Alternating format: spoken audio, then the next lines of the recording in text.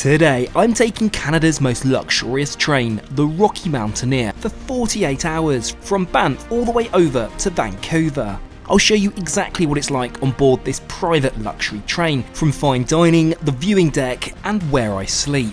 Oh, and I'd just like to thank Squarespace for sponsoring today's video. With that, let's go pick up one of the world's greatest rail journeys, bright and early in the Canadian mountains. Well, hello there and welcome back to the channel from a particularly cold Banff, Canada, where I'm heading to go and catch the Rocky Mountaineer. I'm told to report for 7 AM at a hotel in downtown Banff to collect my tickets, drop my bags and await our transfer. The transfer should be here in I think about 10 minutes time. As this is a private train, it operates from a private rail yard with no public access, hence this coach. It's not long before we all spy our ride for the next 2 days. Excitement is an understatement. Right, so off the bus, and of course, we are met by the Rocky Mountaineer train. I didn't realise just how big this operation is, with scores of coaches dropping off passengers split between silver and gold leaf carriages. We're in gold leaf today, which is RM's highest class of travel. Without further ado, let's walk the red carpet and get onto this dual-level train.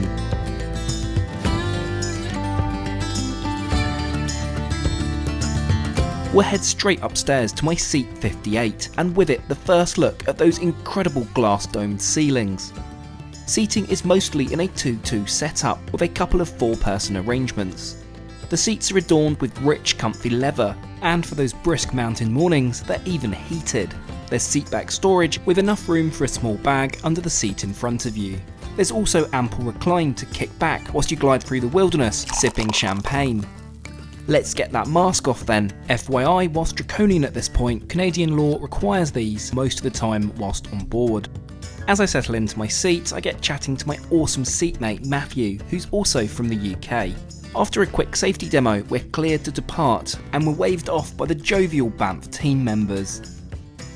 I can tell already this is going to be a special journey.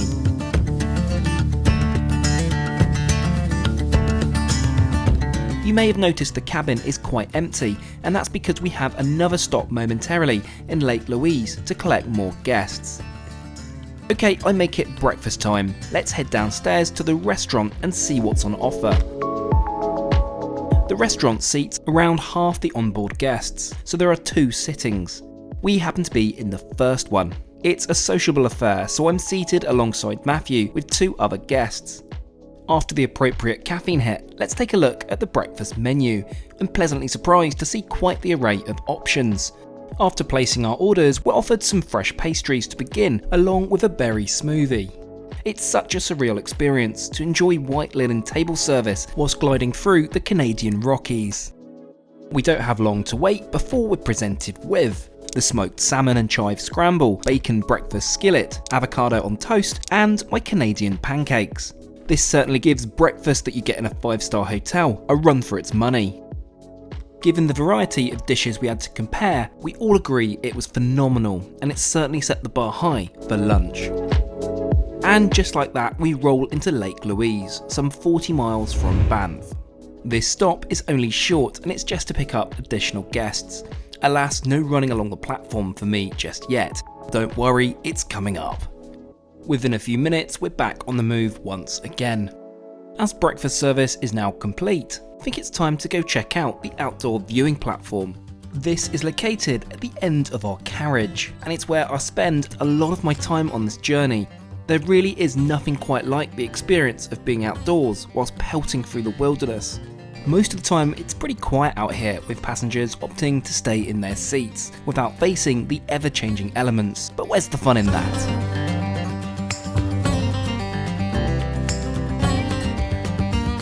It's now time we approach what's known as the Big Hill Route. Imaginative, I know. It's here that we meet our first freight train coming down the mountain. The scale of these is quite frankly mind-blowing, taking a good 5 minutes to pass. It's actually not uncommon for these to stretch for over 3 miles. Once this has passed, we're free to ascend. It's a most interesting part of the journey as we tackle the spiral tunnels. These were built in 1909 and were the solution to the steep incline of the existing and treacherous Big Hill Route.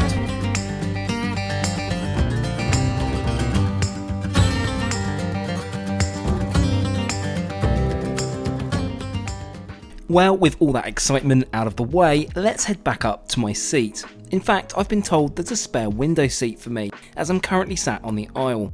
I'll be splitting my time across both, as I'm keen to chat and share more stories with Matthew. After all, part of the fun of these trips is making new friends. I'd say my new seat is one of the best on the train in terms of unobstructed views, though it's worth noting the legroom is reduced, so much so the footrest can't fully extend. Mind you, the trade-off is worth it. As we pass by the Kicking Horse River, we're lucky to time it to perfection, witnessing a brave view tackling the rapids. Mind you, they're still able to multitask and wave back at the train. With lunch just around the corner, let's go check out the bathroom. There are 2 of these on the lower level, and as you'll see, they're among the nicer ones you'll find on board a train. Modern, clean and well kept, and not a million miles away from a small ensuite you'd have in a hotel room. I will say that only having 2, it does mean you quite often have to wait several minutes, but this was no real hardship given where we are. Right, I make it lunchtime. As with breakfast, lunch is split into 2 sittings. I'm seated with a lovely couple from San Diego who actually had just taken the RM's sister train. So what's on the menu? Wow, this is quite the spread and really something for everyone. Bear in mind any specific dietary requirements are taken care of by the team. To start, we're served the sharing platter. I particularly love the contrasting flavours with this dish, especially the strong blue cheese sauce. Glancing out the window, we're crossing one of the higher bridges of the trip. This journey really does keep surprising you around each corner. So what did we order? Matthew went for the lowest lake salmon, whilst I chose the beef short rib. It's deliciously tender and a real melt in your mouth dish. I'm honestly hungry just thinking about it. After a short interval, we're served dessert of apple galette with vanilla ice cream. Honestly, they're gonna have to wheel me off this train with the amount they're feeding me.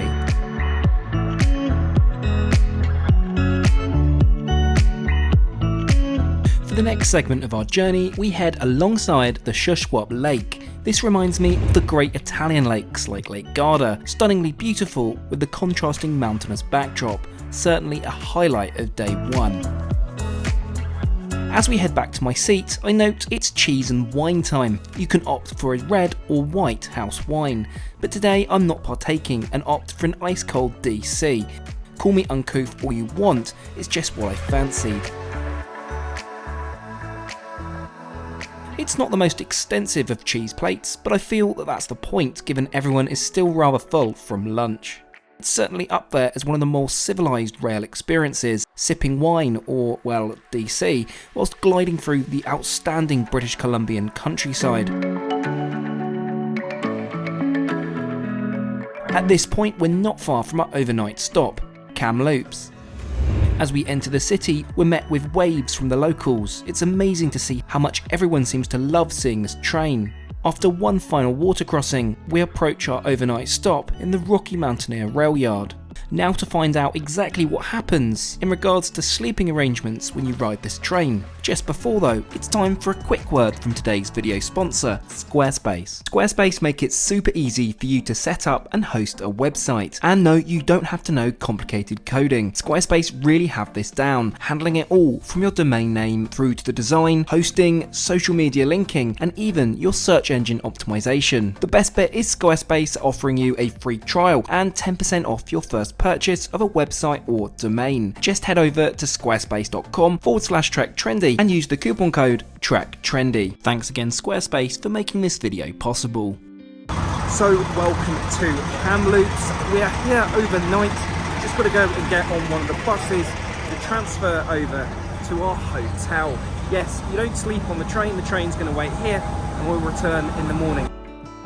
That's what you want to remember, because you'll be with me in the morning. That makes a difference. The buses like Absolutely, you don't want to get on the wrong one, right?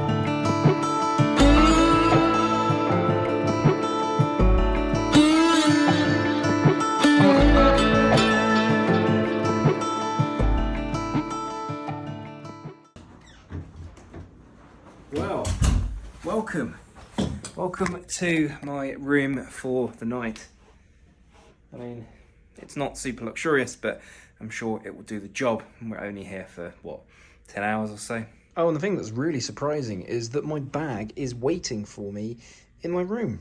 Now that is a nice touch. Anyway, With that, I'll catch you all in the morning.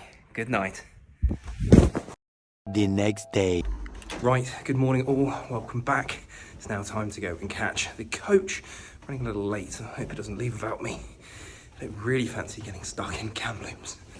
Why am I always in a rush?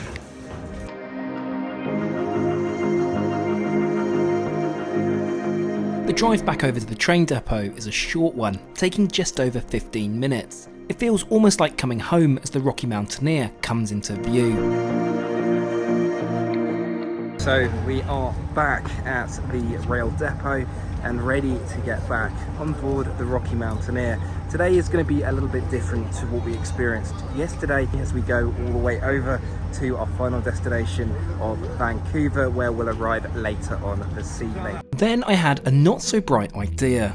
I figured as we've not really seen the front of the train yet, let's yomp it up train and go take a look. I guess what I didn't realise is that no one was hanging about and everyone was getting on board sharpish. Right, so I've made it to the very front of the train. Literally 5 minutes before I need to start properly getting on board before the train leaves. Whew. Let's take a couple of shots and I'll head back.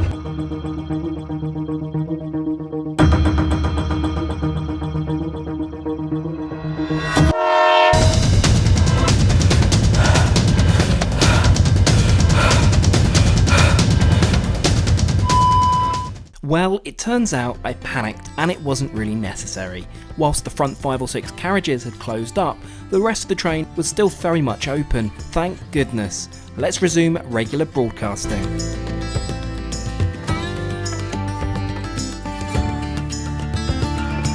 Right, so slightly dishevelled after running and rushing, but now I can settle into my seat, and as you've noticed, it's been changed the other way around. I mean, I know whilst we're going backwards now, we're just going into a siding and then we're going to go this way today. Let me cool down a little bit and then we'll head down to breakfast.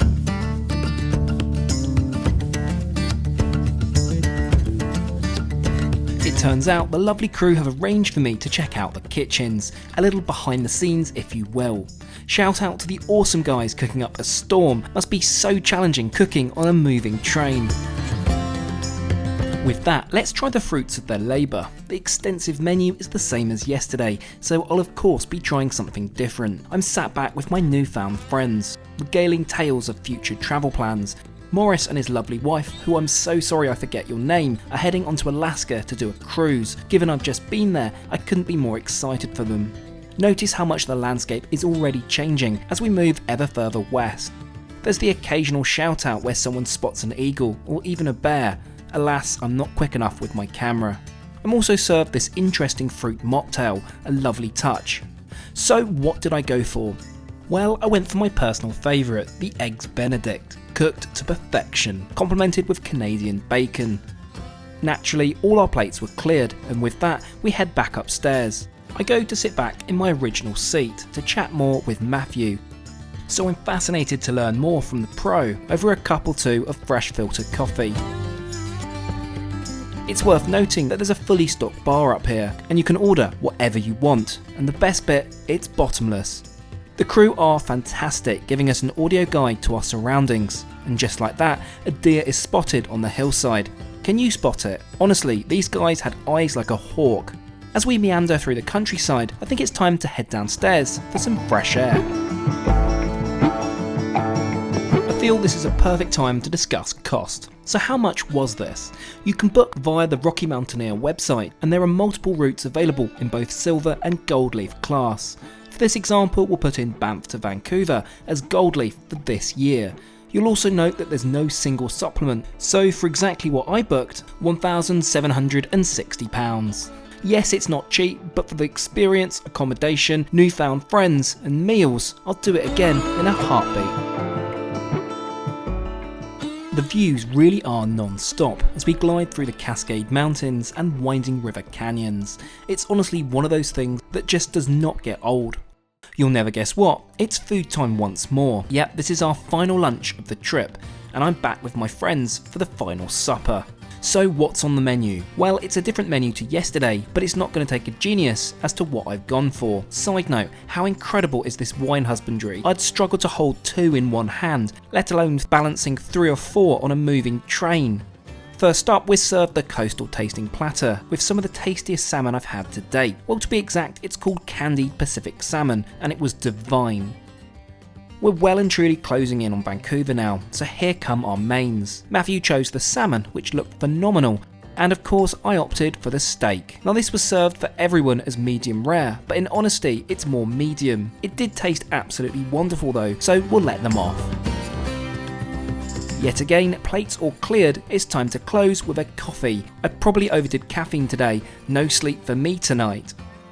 So I opted for the delicious cheesecake with fruit compote for dessert, and I'm happy to announce this now wins the coveted Best Cheesecake on the Rails award, taking the crown from Amtrak. With that, we head back upstairs to pack our bags.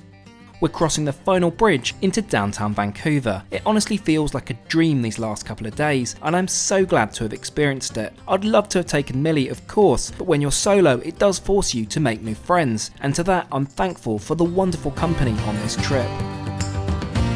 Right, and there we have it. Welcome to Vancouver. What an incredible experience. I really hope you've enjoyed coming along with me on these 2 days from Banff. Do let me know, as always, what you think in the comments down below, and I'll catch you all again next week.